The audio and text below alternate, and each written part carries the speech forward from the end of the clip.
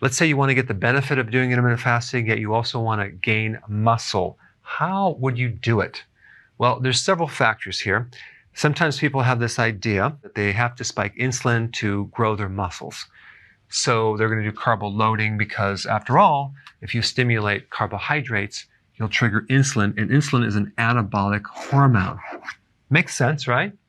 But in reality, when you stimulate insulin that much or too much, you create insulin resistance. And if you have insulin resistance, you can't absorb amino acids that well anymore. This is why a pre-diabetic or a diabetic or someone that has insulin resistance doesn't absorb protein or amino acids that well.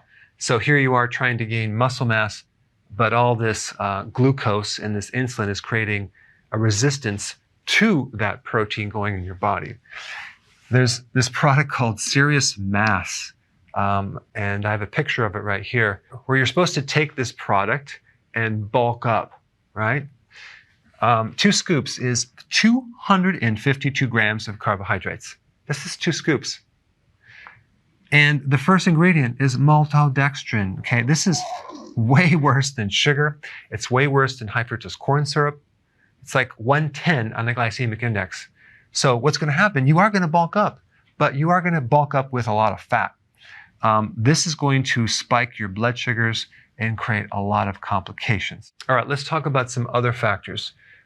I'm going to recommend you do 2 meals a day, okay, if you're trying to develop more muscle mass, not 1 meal a day, but 2 meals a day. And at the very minimum, do intermittent fasting 16 hours. So you're basically fasting for 16 hours and you have an 8-hour eating window. So let's say your first meal is at 10 in the morning and your next one is at 6. And you can do any pattern you want, but just starting out, this would be the very minimum to start seeing improvement, because we want to do intermittent fasting to spike growth hormone. But as you do it, you want to start increasing this more and more and more and more until you get to a point where this fasting is 21 hours and a 3-hour eating window if possible.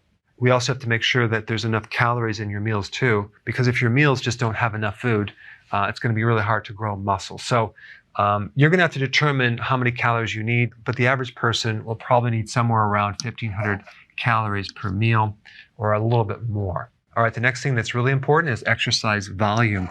Exercising enough, using heavy weights, really working your body to the point where you are getting sore and you're creating change. All right, number 3, carbohydrates.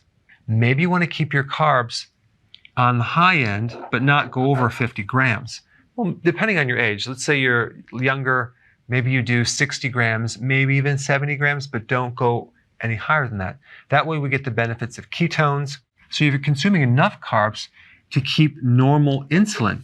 So when you do a low carb diet in intermittent fasting, we're not bringing this down to 0. All we're doing is bring it to a normal range. So you're still going to have the anabolic effect of insulin, but you're just not going to have the insulin resistance. So as you do this, you're going to have the benefit of absorbing these amino acids too. So that brings us to number 4, having a complete protein. Branch chain amino acids are not complete. You cannot build muscle protein with just a partial profile of amino acids. You need the most complete protein. And the best protein out there would be the egg protein, okay?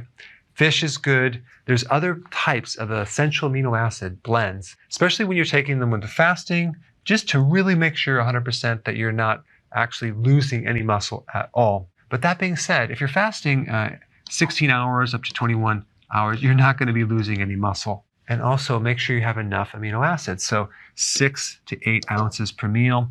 Depending on your age, if you're a little younger and you're more active, maybe you do 9 ounces per meal. Now, nutrients. You don't just build muscle with protein. You need other nutrients, calcium, B vitamins, magnesium, vitamin D, potassium. Very necessary, and this is why you want to do the healthy version of keto.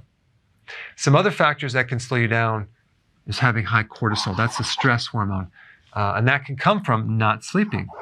So sleeping increases growth hormone, and cortisol inhibits growth hormone. So this is one way to really create a loss of muscle mass. And this is one problem with women going through menopause, is the adrenals are backing up the ovaries, and there's a spike in cortisol, And a lot of times they have a loss of muscle, and it looks like fat, but it's atrophy.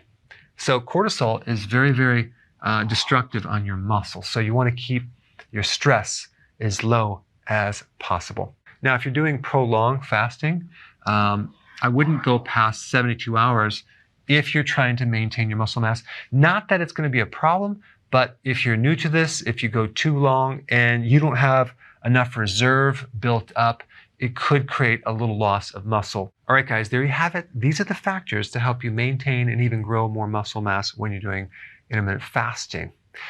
If you're new to my channel, check out this video on intermittent fasting. It will give you everything you need to know about how to do it healthily.